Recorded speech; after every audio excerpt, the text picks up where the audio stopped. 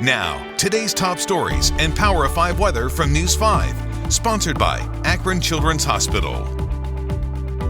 Good morning, Katie and Danita here with a look at your top stories. More than 100 vaccines against COVID are in development right now. Next week, university hospitals will start enrolling Clevelanders in a phase 3 vaccine trial. The hospital system is working with 2 different companies to test them.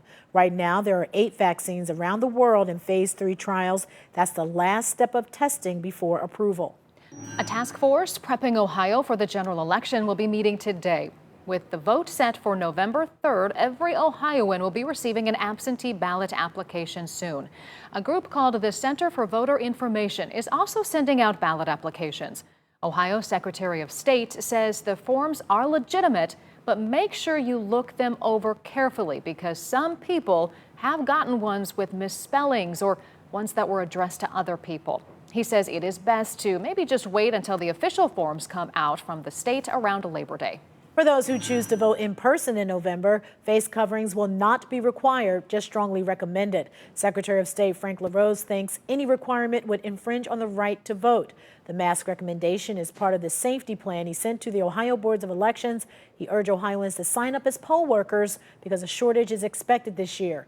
Most poll workers are older and at an increased risk for severe complications from the coronavirus, so the state needs 35,000 people to sign up to open voting locations statewide. We're told Lakewood police have taken a man involved in a standoff overnight into custody. Investigators say the suspect wouldn't leave a home on Clifton Boulevard where another man's body was found outside. This happened late last night. Right now, we don't know how that man died.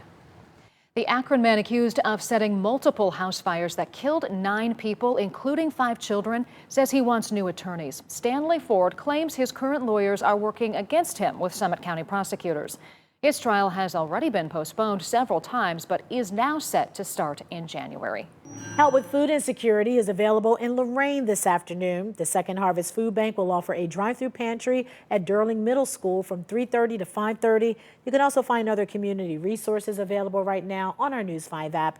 Just look for the Rebound Northeast Ohio section.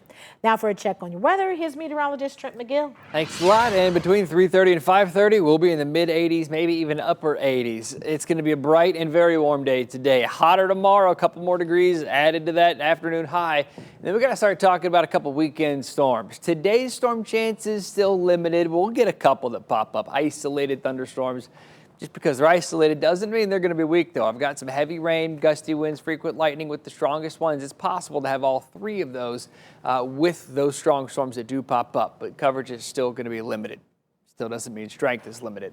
And they likely won't pop up until we get probably into the late afternoon, early evening. Between about 4 and 6, we'll see them popping up mainly in our southern counties. Overall, it should still be a pretty bright day today. Those clouds don't pop up, those storms don't pop up until late afternoon. By lunchtime, we're already into the lower 80s. I think Akron and South, you hit about 90 today. But for Cleveland, 85 is going to be about as warm as we can get. I've got more heat tomorrow. I'll show you that, plus the weekend coming up. Sponsored by Akron Children's Hospital.